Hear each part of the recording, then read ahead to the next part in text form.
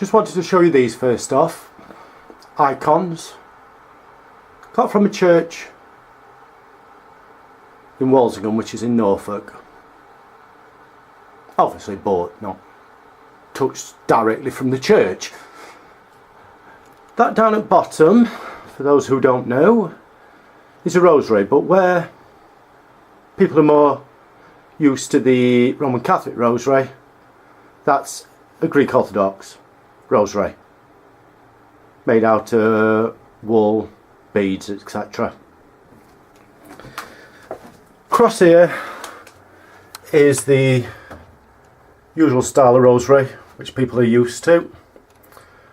Could be a bit of a fashion item amongst the young people. I'm not sure if I particularly like that. And there in the middle is the medallion for Walsingham. Talking about that a bit more in a bit. And just quicker, behind the coats here, excuse the coats, is a wall rosary, a great big one. So, right, good afternoon. And it is afternoon today. It is 20 past 3, Monday the 8th. I think it's the 8th of September. Not too sure. Right, we're going to tackle the subject today. I've touched on it a couple of times of my religious life. I've entitled this NUNC DIMITTIS. I think it's part of a prayer meaning, Lord, now let thou thy servant depart in peace. One of the last prayers of the evening prayer schedules. I've been talking to a gentleman in America, Mr. Joe Kersey. Hi. He's an Anglican like me, from the Episcopal Church. I'm from another branch of the Anglican Church, mainly Anglo-Catholic. Anglo-Catholic, nothing to do with Roman Catholics as such. Church of England, very high church, what you would class as bells and smells, incense, stuff like that. Lot of robes, lot of ceremony, lot of ritual, very high church. That's basically all it means. Just let me pause it for a sec to alter this. Yeah, that's better. So like I says, high church. Started attending church at the age of 8. Basically started when the choir master, Mr. David Burnham at that time, came to the junior school to explain what choirs were, choristers were, etc. Some of us that were interested had a go, and he did turn around to me and said, you can carry a tune, you may do alright, but needed permission from my parents. My mother was okay with it, my dad, yeah. But eventually he realised I wanted to do it, so I ended up doing it.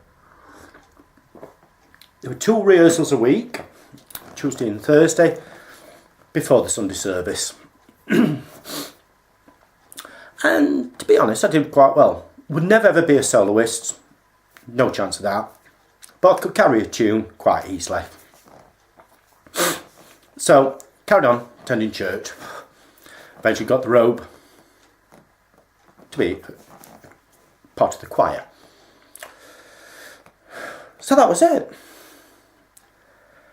Around the age of 10, so yeah, that was it. I did it for a year and a half. Around the age of 10, got a terrible throat infection. Basically tonsillitis, cum laryngitis, whatever it was. Can't remember at the moment. But I know I picked up a secondary infection, a bacterial infection of the throat. Lot of pain. Lot of tears. Couldn't eat, couldn't drink. Ended up on antibiotics. They were murder to take. Anybody who's had a sore throat will know that. So, eventually got over it. Doctor came and visited, said, yeah, he's fine now. I sort of mentioned that I'm a member of choir, and he went, oh no, don't bother try singing for at least a month. Your voice won't be up to it. So I started going back to church and sitting in the congregation. Sitting with people I knew. And that was the first time I actually saw the service. Because when you say in the choir pews, they were literally up here on me. So you couldn't actually see what was happening down there. The choir stalls were at the back of the church, altar, congregation either side. So you couldn't actually see what was happening.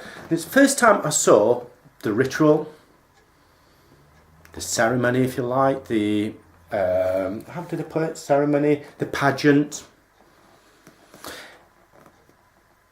It's not exactly the right phrase, but the performance. So, also I began to listen. I began to think, what does he mean by that? So I would go home, call my mum, Mum, what does this mean? So she tried to explain it to me, so I went back to church and that's how it carried on. Eventually, for about 5-6 weeks later, I tried choir. Not a cat and else chance. My voice had been ruined, that's it. Later on at school, I joined the school choir. I could carry a tune as a bass, but I was in pain after each performance. I had to literally drink lots of water, take lots of throat lozenges, because it hurt that much. So, the choir days were ended. Bit upsetting, but nothing could be done. It's just one of them incidents. So, I was sort of passed over to the servers. The servers, some churches call them acolytes, altar. The altar staff, the people that carried the candles, the crosses. Wonderful gentleman there called Robert Waltham. Brilliant. Looked after us lads. Right, no, but these are my boys. He would say to people, these are my boys, these are my staff. I look after them. You know, even if it was after the service, if anybody said anything to us, he'd interfere. What are you doing talking to my lads like this? You know, keep your nose out. If you've got any complaints, come and see me. Not them. Brilliant. Fantastic. So I was in servers, and then we just started comprehensive school, probably after the Christmas holiday. He said to me, it's about time you were done. Looked at him, you know about time I were done. About time you were confirmed into the Christian faith. Well, I've been baptised. He said, no, confirmed. For those of you who don't know, there's two sections. When you're baptised, your parents take on the responsibility for your Christian upbringing. When you're confirmed, you take on the responsibility yourself. Part of that responsibility is, before you're confirmed, you cannot take communion, mass, bread and wine, whatever. After you're confirmed, you're classed as a full member of the Christian church. You can partake in the Holy Communion, mass, whatever you want to call it. So the decision was I should be confirmed, which meant I'd attend confirmation classes. Simple classes. What does it mean, the bread and wine, transfiguration? Some very complex theological questions, but that were sort of explained down to us for our level. So on April the 9th, 1977, I was confirmed. It was Easter Eve. We used to have the services on the Easter Eve. Big high mass. Bishop was always there to do the confirmation. I was confirmed by the Bishop of Sherwood. Can't remember his name at this time. Sorry, I can't remember. Confirmed. Always remember it, because it was one of these days, it slung it down with snow. My mum was going with me. This was another thing that my mum went to that my dad didn't go to. Remember when I've said before, he didn't seem to have much of an active life in my life before my mum passed away. This was one of the things he missed. Luckily, across the road was what used to be a priest house. He was going down. Don't worry, I'll take you down. Mum will have to go a bit earlier than she was probably expecting, but we'll get you down, we'll get you back. Fine, went down. I was part of the altar staff, which meant when the affirmation of faith, do you believe in God, and you have to answer, I had to leave the altar, come down into the congregation beside my mum. Got confirmed, and it's weird.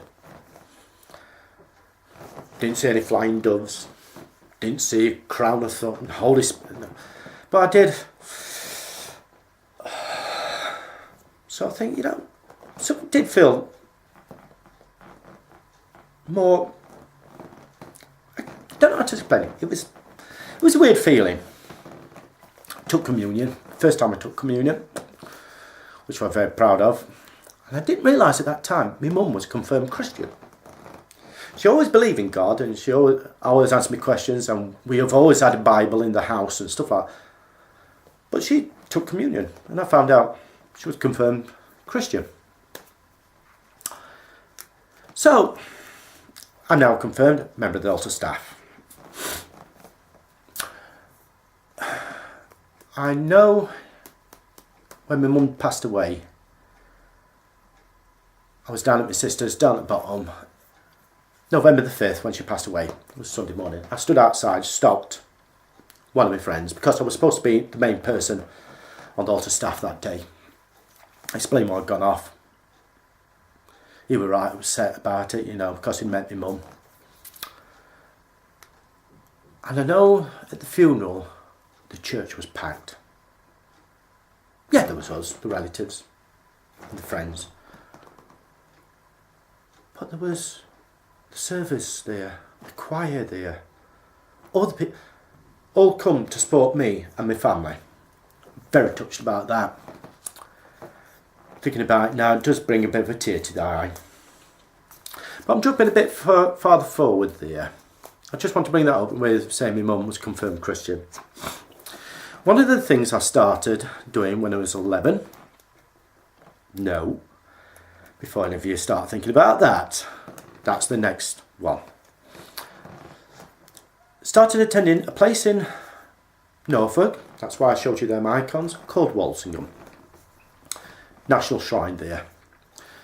Basically, as the story goes, medieval times, right high lady, Lady Richeldis, saw a vision of the Virgin Mary. The Virgin Mary asked her to build a replica of the Nazareth house in this field.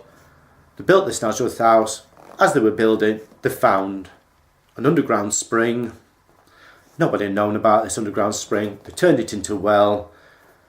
People started coming to the place, taking the waters. They started getting better. Miracles. We've all heard about it. Lourdes, other places. Walsingham. It's called the England's Nazareth. And it's pilgrimage. And it always happens in May. The national pilgrimage. Got some photos to show you in a sec. Where I'll show you where I was a nice, cute little altar boy. But I started attending there. First year, my mum wouldn't let me go on my own. She came with me. After that, I started going on my own, excuse me. Totally blown out by this place. It's an old ruined, where the main service happens, it's an old ruined monastery. There must be 600, 700, 800 Christians there on this national pilgrimage. Great procession round, back to the shrine church. You walk into the shrine church and you go, oh my God, look at this place. It's immaculate. It's one of the only churches in England that you have in the main church an Anglican altar, a Roman Catholic altar, a Greek Orthodox altar, a Russian Orthodox altar.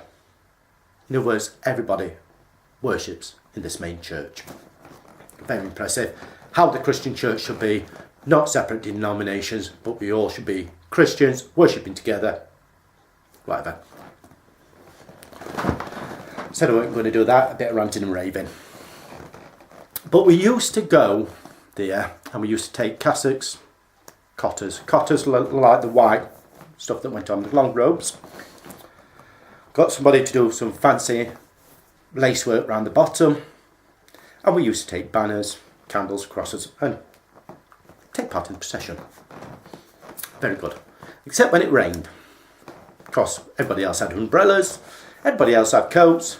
You had nothing because you stood there holding this cross or this banner while it's raining. Several times I got soaked through to the skin, but still very enjoyable. Full day job, leaving from work, so going down to Norfolk, then same day coming back. Started about 7 o'clock in the morning, didn't get back home until about 8 o'clock at night. Really enjoyable. I want to spend some time talking about the main influence of the Priory Church, and that was Canon Bolton. Very wise, very intelligent gentleman. Used to take me everywhere. With him being the main vicar, the parish church, head church in the area, now and again he was asked to help out with other churches. Got to a stage where he used to say, I'm bringing one of my altar boys to act as my MC, if you like, my helper. Got to a stage where it was, Pincham, next week you're with me, we're going here, blah blah blah, got me down at church at such a time because we've got to leave. Went everywhere with him. I mean, everywhere. Some days we weren't coming back for dinner, pull up a restaurant, he'd pay for a meal. Brilliant bloke, very wise, very intelligent. In England we have something called a synod. It's like a church council, big church council. Everybody sends a representative in. Like all these councils, like governments, we get mumbling. When he stood up, he was so recognised, and he didn't stand up all that often, that I was told in the room you could hear a pin drop. Because they knew if he was going to stand up, he was going to say something very profound. Very wise gentleman. Very nice gentleman. So, that was that. Came to, I said I would talk about the priesthood, the Careers Master. Talked to Canon Bolton about it, and he was very enthusiastic about it. So, he made a decision he was going to send me to an ACS conference. ACS stands for Additional Curate Society. In Lincoln, weekend, Friday to Monday. 17-year-old lad getting sent away for a weekend on his own. Paid for the course, he paid for the train ticket, gave me some cash to spend. Yeah, get by yourself. Says you'll be going out to pub. I says I'm underage. He says don't talk rubbish. You'll be going out to pub with the rest of them. So went there. What can I say about it? It was a revelation. I was there with people in the 20s, 30s. There's one guy in his 50s. He took early retirement and he was wanting to go into the priesthood. Or he'd been made redundant and he was going... Whatever, he was there.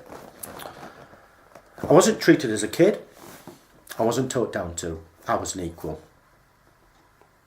Standing there, basically discussing Christian doctrine, theology, with these people that, obviously a lot wiser and a lot older and a lot more mature than I am, but I was always treated as an equal.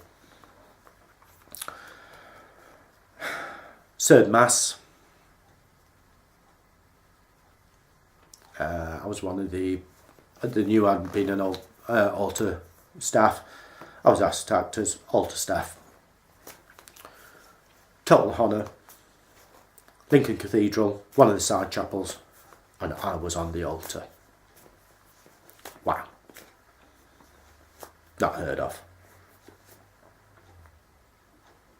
So I did that. Just before that, I was asked to start helping out at some church services that they did in the community. What's happened is we've got old folk centres, bungalows. In the middle is a community centre.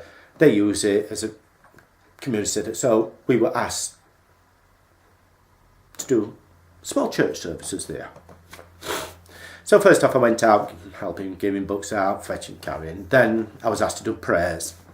I said, well, no, if you just look in the book, or use that prayer, blah, blah. Then came, we want you to preach. 14, 15, 16-year-old. What have I got to say to these people? They're retired. You're Christian. You know your Bible, you know your theology. Here's the readings. Go into it, do it. So I started preaching. Very nervous, very frightening. Got to a stage where I knew exactly what to say through prayer and stuff like that. And I got some good, sounds a bit of pride, but a few good pats on back. You know, good sermon, fantastic sermon. So that was that. Come on to the subject now of my father. My father passed away, obviously, but while he had cancer, obviously I couldn't give the commitment to the church. Down went the priesthood. Even though I failed the exams, they could say, well, we'll find you a job for 3-4 years, carry on your preaching, carry on your prayer, we'll get you to do some church services, readings and stuff at the church. Basically build a portfolio together so we can provide them saying, listen, I'm a committed Christian, blah, blah, blah, blah. That's it. Father falling badly. Couldn't give the commitment. Had to give up being part of the altar staff. Just couldn't do it. So my father passed away. Again, the church was quite packed. And I started attending church again. Not as an altar boy, not as a altar boy, 20-year-old, no, part of the altar staff. So that was me. I stopped attending the church for the simple fact, there's two reasons. First off, I work Saturday nights. Time I get home at, sometimes it's 7:30, 8 o'clock time. By the time I got ready and go to church, I'm knackered. Bit of a lame excuse, I know. But the other reason was I had a falling out. Basically, somebody calling me. I used to attend church, but sometimes it used to be like 10 to 10. So as church service started at 9:30, sometimes it was 10 to 10. My battery's going. I have to charge up. Okay. Right, should I be alright? I plugged the charger in, so should be enough charge to keep us going. So like I says, I had a fallout. Basically, this gentleman objected me to coming in late. I explained to him, I work, stuff like that. His attitude was, well, about time you find yourself another job so you can commit yourself more to the church. At which point I did turn around and say, quite plainly, I've given enough of this church. I've preached, I've been an altar boy, I've been here, there and everywhere for the church. I've got soaked through to the skin for the church, carrying banners and stuff, Walsingham. You know, I've been a member of the PCC, which was parochial church. You know, I've done my time at church. And it wasn't abusive, but it was quite sharp. So I did turn around and say, well, if that's attitude, then well, I've got this job, I won't bother attending church. So that was my stopping at church. I do miss it. I'll be honest, I do miss it. And I think sometimes I may be a bit too stubborn. I should be biting my tongue and going back, basically. I do class myself still a committed Christian. I still do believe in the Trinity and the transfiguration of, you know, from the bread into, transfiguration from the bread into and wine into the body and blood of Christ, blah, blah, blah, blah. don't shove it down people's throats. In the end, religion is a personal thing. People at work know I'm a committed Christian, and some of them have asked me some questions, and I've answered. But I don't go preaching off the top of my head. It's not my place. At home, I do some personal devotions. Basically what I use is a big thick book like that. The Manual of Anglo-Catholic Devotions. Very book, church years, readings, psalms, canticles, prayers, order of services, stuff like that. Also, that's another Manual of Catholic Devotion. Also, the Common Prayer Book, King James's Common Prayer Book. Prayer-wise, I don't do... It's more reading. If you're saying reading is prayer and stuff like that, yeah. I do read the Bible now and again. Pick it up, flip page open, finger in. Oh, what does that say? Women being gay, do I see a conflict? No. Pure and simple, no. To me, God is love. Stuff like that. I can't see him sending me to the far eternities of hell, as some people have said I'll be going to. No. If I believe, if I even deem to think there was a God like that, then frankly I won't want to believe in him. Pure and simple.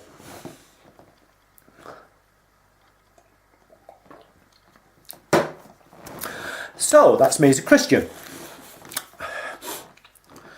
I can't really say much because it's one of these things that faith is personal. It's here in your heart. I'm never going to be a great Christian or anything like that, but that's it. Anyway, got a couple of pictures to show you. Time I was at church. So, just need to flip this round, this camera round. I've got to be careful because, like I said, I've had to plug it in to charge it up. So if I grab hold of it like that, turn the screen around like that so I can see. So, don't I look cute there? We did a parish paper. That's me just selling it. Problem is, here there's some of you see pictures here. They're from plays and stuff I've done. That's pictures from Walsingham. If I can get in the way of the glare. So as you can see, it's big. That's the old ruins of the abbey, and you can actually see there roughly how many people are there. Same that there.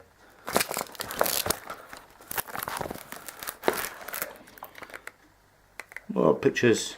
That's the pilgrimage where we'd march around the church.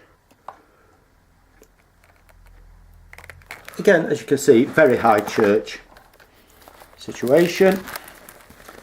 Where can I find that one of me? And there's me in the lace cotter with the banner that I carry. Remember I said the Greek Orthodox? That's the main Greek Orthodox church. Believe it or not, it's built in the old railway station. Oh, and of course the good pub. The very good pub. You always have to have a good pub. So, that's my life through religion. As I've had some adventures. As been all over the place with Cannon Bolton. Been to Walsingham in Norfolk and did it for years on trot. At Walsingham got soaked through to the skin. Literally had to wring out my shirt because it's been so wet. Been on wave and religious retreats. Again, I once went to Walsingham for a week. Brilliant, fantastic, terrific. So, just want to do a short presentation on my religious life. Just give you a quick overall. So, it is important to me. Like I says, as far as I'm concerned, there's no conflict there with me being gay or anything like that. Some people would disagree. Same with this video, some people would disagree with me putting it on and being so quite candidly and open about it, but why, like I said before, why be dishonest? Why exclude it like it doesn't exist? It is part of my life, with the devotions, private readings, the Bible. I read quite regularly, actually. Pick it up at least once a month and flick through it. I've read it from cover to cover. So, yeah. Right, thanks very much, and speak to you again soon. Bye.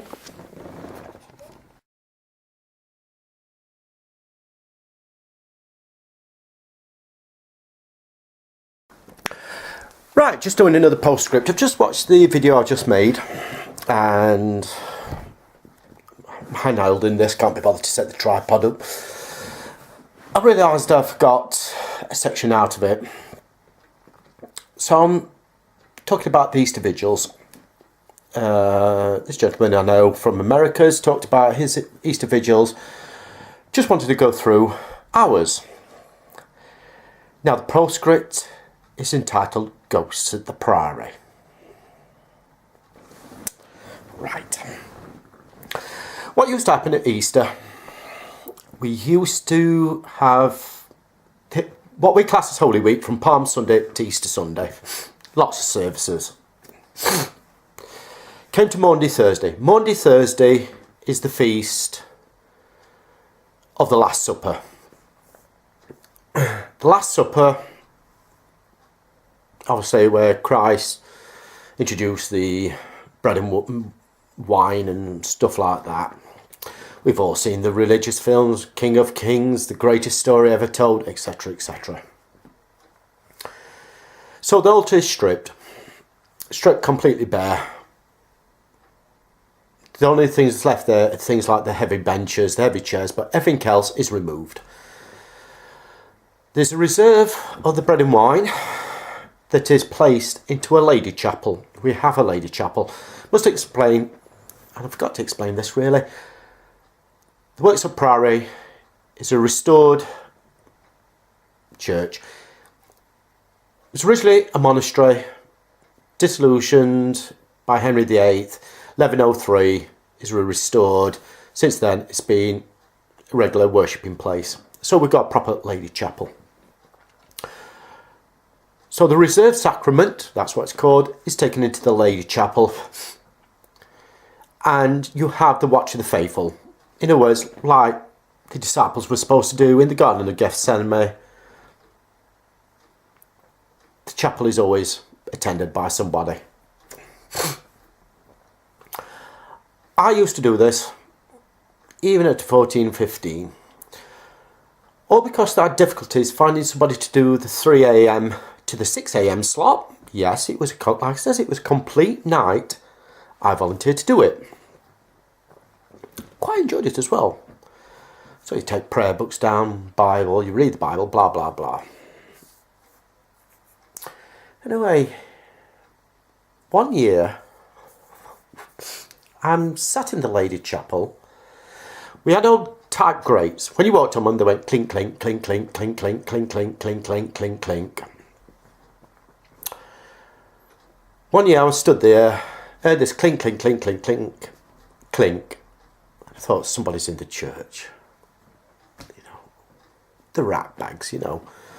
Place of holy worship, somebody's messing about. So I went out, I had a torch, shone it round. Couldn't see anybody. Unusual this. On the way back to the lady chapel, I heard a clink. Right, somebody's playing funny buggers here. Went back out, shone the torch, round the church, nothing. I stood there listening, and I could hear what I would describe as plain song, singing, chanting. Oh, what the hell's that? And it came from the opposite transept. Remember how I said the choir stall was behind me? Then the altar in the front. It's what classed as nave. You had two sides, like the sides of the cross. They're called transepts. The Lady Chapel's in the south, so it was coming from the north transept. Excuse me. No, somebody's playing a practical joke here. Got a tape recorder, set it up to go off at this time in morning to scare the bejeebers out of me.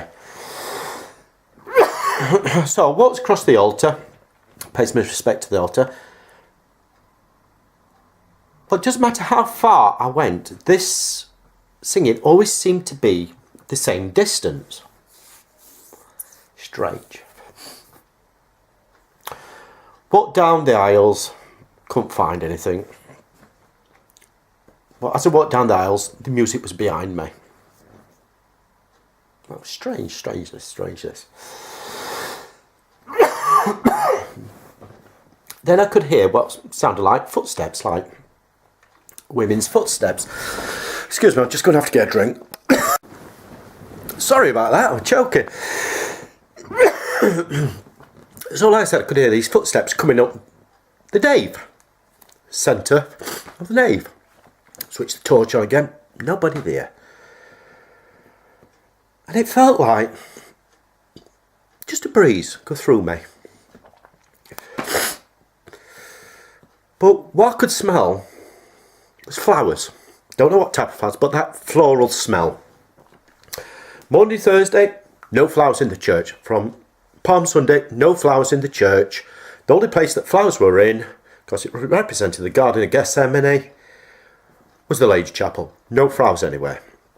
So it weren't like I was smelling flowers from the church. It wasn't an incense smell, it was floral.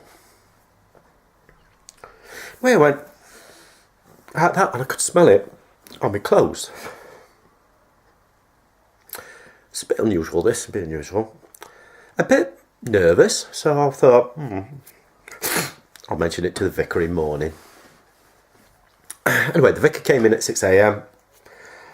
He was on his own, so I stayed for morning prayers with him. Afterwards he said, come for a coffee, I'm going upstairs to make a coffee in the office upstairs. I stood there and he sort of said to me, what's up with you? You look right worried. This is Canon Bolton. So I told him what had happened and he went, oh, you've heard it. I went, beg your pardon? He says, you've heard it. He said, I've heard it plenty of times while I've been here on my own. No problems at all. So on about this floor smell, he says, oh, that'll be the White Lady. White Lady, he says, well, a lot of people refer to her as Blue Lady, because when she's mainly seen outside between the church and the prior and the gatehouse. So she looks blue, but inside the church, she always seems to look white. He says, I've seen her. Nobody's told me. He says, yeah. He says, if you're ever here, it's a late night, and you're down here, service, always look back to the main doors. Sometimes you'll see a white figure there. The White Lady. So I said, but I've been here all on my own. He says, yeah, but what's the problem? I said, you're telling me that the priory's haunted and you tell... He says, yeah, but what's the problem? You're in the Worksop Priory Church. Do you think there's going to be anything in the Worksop Priory Church that'll hurt you? I went, no, not really. Why are you worried?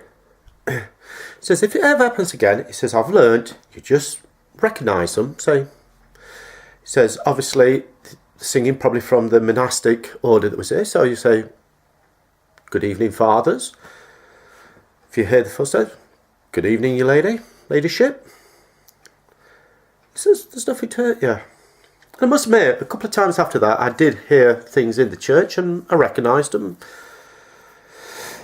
I never was bothered by them. When I've mentioned to people before, they look at me like, is going round the twist. Where's the nearest number for the nearest loony bin? And I've thought about this plenty of times. Is it because I was tired? Is it because I was badly, or I don't know. It always puzzled me. But probably there's something in the Priory